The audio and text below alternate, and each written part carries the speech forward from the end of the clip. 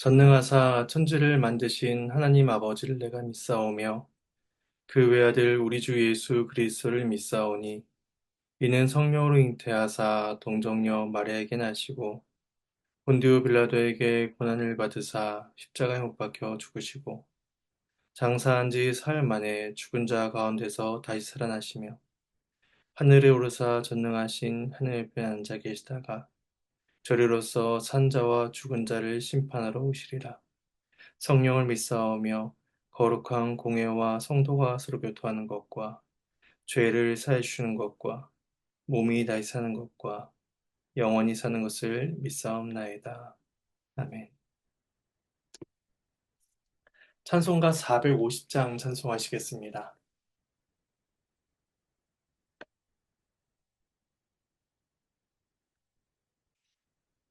450장 1절, 3절, 5절, 3절을 찬송하도록 하겠습니다. 함께 찬송합니다. 내 평생 소원 이것뿐 주의 일 하다가 이 세상 이별하는 날 주 앞에 가리라. 불같은 시험 많으나 겁내지 맙시다. 구주의 권능 크시니 이기고 남겠네. 살같이 빠른 광음을 주위에 아끼세. 온몸과 마음을 바치고 힘써서 일하세. 아멘.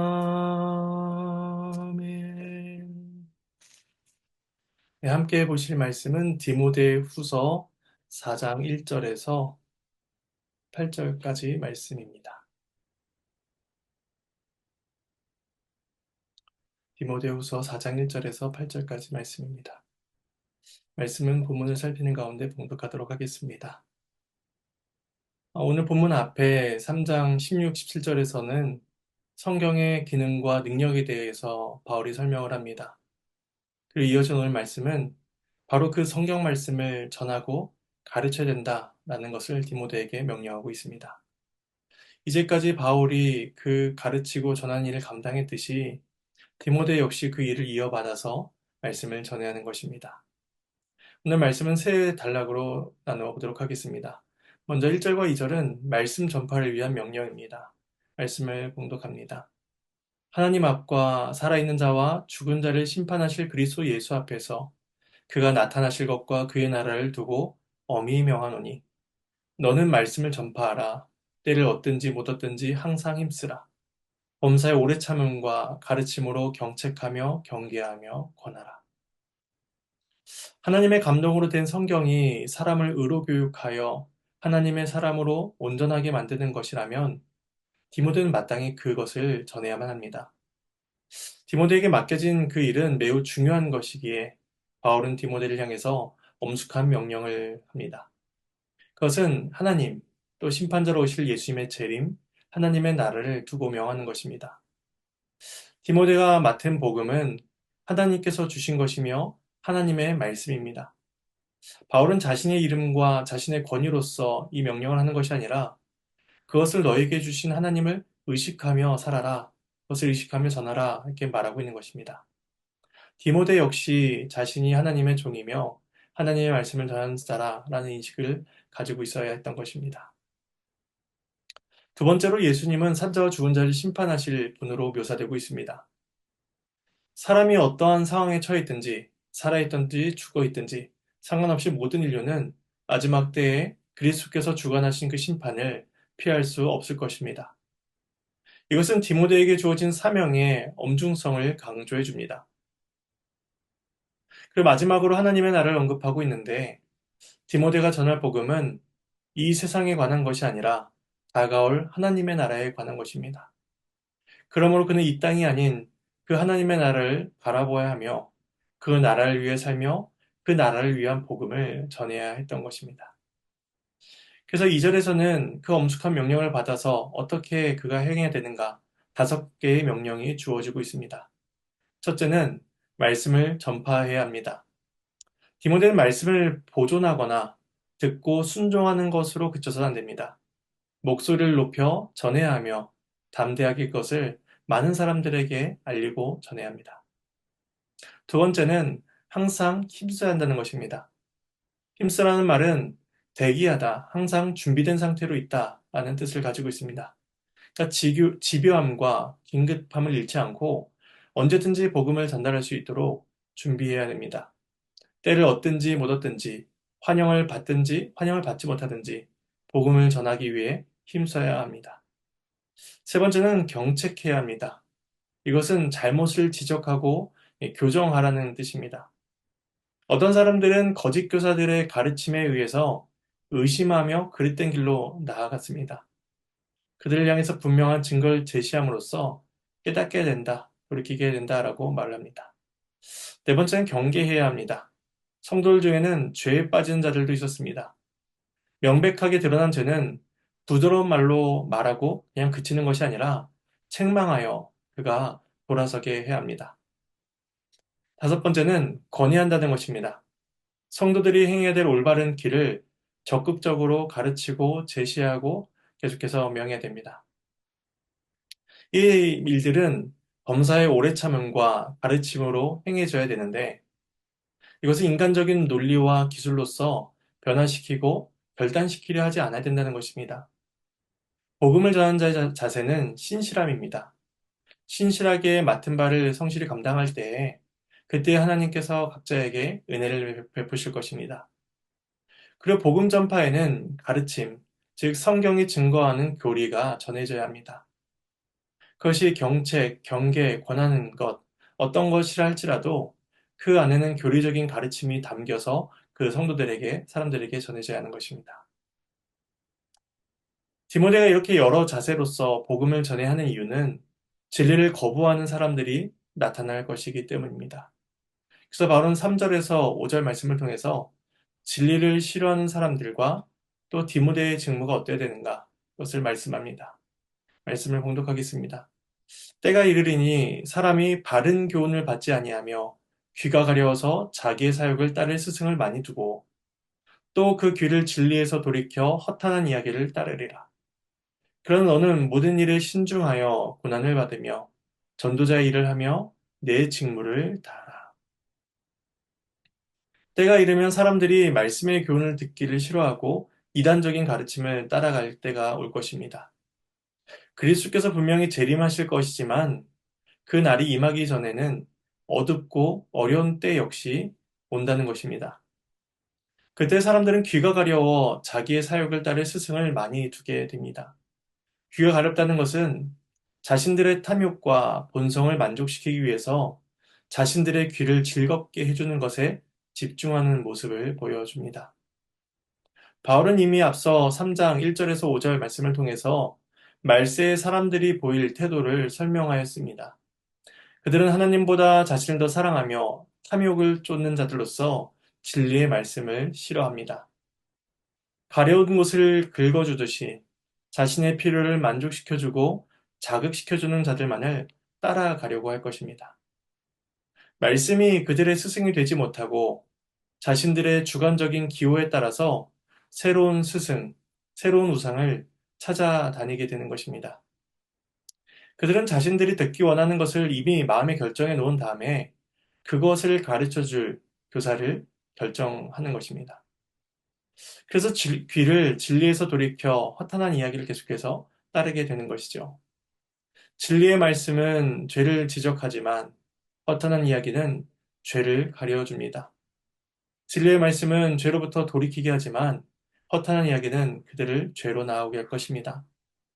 이런 모습은 과거 구약의 이스라엘 백성들이 거짓 선자들 따라다니며 그들을 따르며 거짓 평안을 쫓던 것과 다를 바가 없었습니다. 그렇다면 이러한 때에 디모데는 어떻게 행동해야 하는가? 바울은 5절에서 다시 한번 디모데에게 명령을 합니다. 이 명령은 네 가지로 또 나눠 볼 수가 있습니다. 첫 번째로 디모데는 신중해야 합니다. 이것은 균형이 잡히고 절제된 자세를 의미합니다. 많은 사람들이 좋아하고 따라간다라고 해서 그것이 항상 옳은 것은 아닙니다. 그러므로 디모데는 많은 사람들이 따라가는 그 허탄한 이야기에 미혹되지 않도록 자신을 신중하게 돌아보며 절제하고 균형 있게 분별해야 합니다. 두 번째는 고난을 받아야 한다는 것입니다. 이 말은 고난을 견디라는 것입니다. 그리스도인이라고 해서 일부러 고난을 선택하고 일부러 고난의 길을 걸어갈 필요는 없습니다. 하지만 분명히 복음을 쫓아 살아가는 성도들에게는 고난이 찾아올 것이며 그때에는 고난을 받고 견뎌야 된다라고 말씀합니다. 세 번째는 전도자의 일을 해야 한다는 것입니다.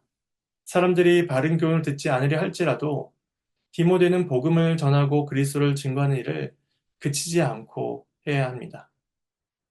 그리고 마지막 네 번째는 직무를 다해야 한다는 것입니다. 사람들이 허탄한 이야기를 따르며 디모데의 곁을 다 떠나간다고 할지라도 그는 그에게 맡겨진 일을 끝까지 완수해야 합니다. 다하다라는 말에는 채운다라는 뜻으로서 맡겨진 일의 직무에 충성을 다하고 그 일을 끝까지 완수해야 된다는 것을 보여주고 있습니다. 바울은 이 명령을 통해서 디모데가 맡겨진 사역을 담대하고도 묵묵하게 해 나갈 것을 권면합니다. 세상의 사람들은 진리의 말씀을 멸시하며 거부할지라도 복음을 맡은 자는 그것을 이상한 것으로 여기지 않아야 합니다. 더 열심히 힘을 내어 복음을 선포하고 더 열심히 가르치고 더 열심히 말씀을 보존해야 합니다. 더 부지런히 했으며 노력해야 하는 것이죠. 디모데가 맡겨진 일에 대한 그 칭찬은 사람들의 반응에서 주어지는 것이 아니라 그 직무를 맡기신 하나님께로부터 주어지는 것이었습니다. 그러므로 디모데는 사람들이 어떠하게 행동하든지 간에 자신에게 그 직무를 맡기신 하나님을 바라며 나아가야 했던 것이죠. 디모데에게 편지를 쓰고 있는 이 바울은 감옥에서 죽음을 앞두고 있었습니다. 이제 바울은 죽고 사라질 것이지만 디모데가 이제 바울을 이어서 그 사역을 계속해야 하는 것이죠. 그래서 바울은 자신의 죽음을 앞두고 자신이 어떠한 길을 걸어왔는가 자신의 신앙을 고백하게 됩니다.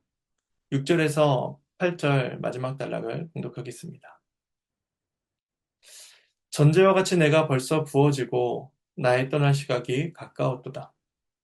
나는 선한 싸움을 싸우고 나의 달려갈 길을 마치고 믿음을 지켰으니 이제 후로는 나를 위하여 의의 면류관이 예비되었으므로 주 곧 의로우신 재판장이 그날에 내게 주실 것이며 내게만 아니라 주의 나타나심을 사모하는 모든 자에게도니라. 하나님의 말씀입니다. 하나님께 감사합니다. 바울은 죽음이 임박했다는 것을 알고 있습니다. 그래서 그는 자신의 인생을 돌아보며 자신의 인생이 전제와 같이 부어졌다고 말을 합니다. 이것은 구약의 제사제도에서 나온 표현으로서 제물 위에 마지막으로 포도주 같은 것을 붓는 것을 의미합니다. 바울은 자신의 죽음을 희생제사의 마지막으로 의식하며 자신에게 남은 모든 인생을 하나님의 재단에 쏟아부었다라고 고백하고 있는 것입니다. 그리고 바울은 자신의 떠날 기약이 가까웠다고 말합니다. 떠나다라는 말에는 이 배에 닻을 올리기 위해서 배와 항구에 묶여져 있는 줄을 풀어준다라는 의미가 있습니다. 묶여졌던 밧줄이 풀리고 바울은 이제 떠날 준비가 되었습니다. 그의 인생은 전제와 같이 다 부어지고 사라진 것 같지만 이제는 영원한 하나님의 나라라는 항구를 향해서 이제 배를 띄우게 될 것입니다. 7절에서 바울은 자신의 삶을 회고하며 세 가지로 말을 합니다. 첫 번째는 자신은 선한 싸움을 싸웠다는 것입니다. 싸움은 전투나 경주로 볼 수가 있는데 둘 다 힘든 노력을 요구하는 일이었습니다. 바울은 자신의 죄와 싸웠고 또 복음을 대적하는 악한 세력들과 싸웠으며 허탄하고 망령된 지식들과 싸웠습니다. 그리고 자신에게 주어진 그 경주에서 승리하기 위해서, 완주하기 위해서 늘 애쓰고 노력했습니다. 그 두 번째는 나의 달려갈 길을 마쳤다라고 고백합니다. 과거에 그는 에베소스 장로들을 향해서 다음과 같은 고백을 한 적이 있습니다. 사도행전 20장 24절 말씀입니다. 내가 달려갈 길과 주 예수께 받은 사명, 곧 하나님의 은혜의 복음을 증거한 일을 마치려 하면은 나의 생명조차 조금도 귀한 것으로 여기지 아니하노라. 과거에 그는 자신이 달려갈 길을 목적하고 바라보고 있었다면 이제는 그 달려온 모든 코스를 완주하고 뒤를 돌아보고 있는 것입니다. 그리고 마지막 세 번째는 그는 믿음을 지켰습니다. 경주자로서 바울이 지켜야 했던 법은 믿음입니다. 그는 믿음을 지키며 모든 경기를 마쳤기 때문에 승리자에게 주어질 면류관을 기대할 수 있었던 것이죠. 세상에서는 거짓 교사들이 승리자의 관을 누리고 있는 것처럼 보였지만 그들은 믿음의 법을 어긴 자들이었습니다. 이렇게 자신의 삶을 회고한 바울은 이제 자신 앞에 놓여인 미래를 바라봅니다. 모든 경기를 마친 그에게는 의의 면류관이 예비되어 있다라고 그는 확신하며 고백합니다. 그 경기의 심판자, 그는 의로우신 재판장이신 예수 그리스도이시기 때문에 그분께서 바울을 향해 올바른 판결을 내려주실 것입니다. 이 땅에 있는 네로 황제는 바울이 죄인이다라고 선포하고 그에게 사형 선고를 내리겠지만 주곧 의로우신 재판장께서 바울을 의롭다라고 선언하실 때에 네로의 판결은 잘못된 것임이 드러나게 될 것입니다. 또한 의의 면류관은 바울뿐 아니라 주의 나타나심을 사모하며 살아가는 모든 성도들에게도 동일하게 주어질 것입니다. 하나님께서 그리스도 안에서 모든 성도들을 의롭다고 여겨주시며 그 나라에 이를 때까지 모든 성도들 하나하나를 도우실 것이기 때문입니다. 그러므로 모든 신자는 그리스도의 나라를 사모하며 그가 오실 날을 고대하며 살아가야 합니다. 주를 향한 굳건한 신뢰와 우리에게 주신 약속을 붙들고 믿음의 경주를 완성해야 하는 것입니다. 그리고 하나님께서 주신 그 믿음의 법을 따라 말씀의 법을 쫓아 그 길을 굳게 붙들고 나아가야 합니다. 이 말씀은 디모데에게 주는 말씀이지만 동시에 믿음의 경주를 달려나가는 우리들에게도 동일한 교훈을 주고 있습니다. 따라서 우리 각자에게 주신 역할과 책임을 다하며 우리 또한 선한 싸움을 싸우고 달려갈 길을 나아가며 믿음을 지켜 나가야 할 것입니다. 주께서 그 길을 걸어가는 우리 모두에게 의의 면류관을 약속하실 것입니다. 그러한 삶을 살아가시는 저와 여러분의 복된 삶이 되기를 소망합니다. 제가 잠시 기도하도록 하겠습니다. 하나님의 은혜에 감사를 드립니다. 디모데에게 주는 교훈과 또 바울 자신에 대한 신앙의 고백을 통하여서 모든 성도들이 살아가야 될 길이 어떠한가를 돌아보게 하심에 감사를 드립니다. 마지막 때의 사람들은 자신의 귀를 즐겁게 하는 것을 쫓아서 살아가겠지만 하나님의 말씀만이 진리가 무엇이며 선이 무엇인지를 우리에게 가르쳐 주십니다. 그 말씀을 주신 하나님을 우리가 기억하게 하시고 또 우리에게 믿음의 그 길을 걸어가라 라고 명령하신 그 하나님의 명령을 우리가 늘 마음에 기억하게 하여 주시옵소서. 그래야 어떠한 고난과 어려움 속에서도 우리에게 주어진 길을 담대하고 묵묵히 힘있게 살아갈 수 있도록 우리에게 은혜를 베풀어 주시옵소서. 소망을 주시고 또 하나님의 나라에 대한 기대와 갈망을 살아가는 하루하루가 되게 하여 주시옵소서. 감사드리며 이 모든 말씀 예수님의 이름으로 기도드립니다. 주님께서 가르쳐 주신 기도로 마치겠습니다. 하늘에 계신 우리 아버지여, 이름이 거룩히 여김을 받으시오며 나라가 임하시오며 뜻이 하늘에서 이루어진 것 같이 땅에서도 이루어지이다. 오늘 우리에게 일용할 양식을 주시옵고 우리가 우리에게 죄 지은 자를 사해 준 것 같이 우리의 죄를 사해 주시옵고 우리를 시험에 들게 하지 마시옵고 다만 악에서 구하시옵소서. 나라와 권세와 영광이 아버지께 영원히 있사옵나이다. 아멘.